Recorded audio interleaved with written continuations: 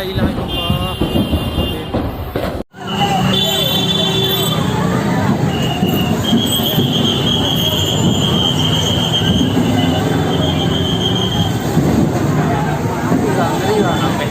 Assalamualaikum warahmatullahi wabarakatuh. Baru saja terjadi kebakaran di Sujuya,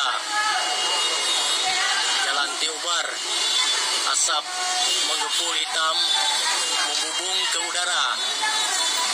Ya, baru saja terjadi.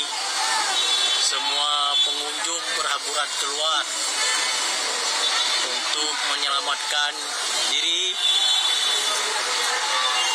Suasana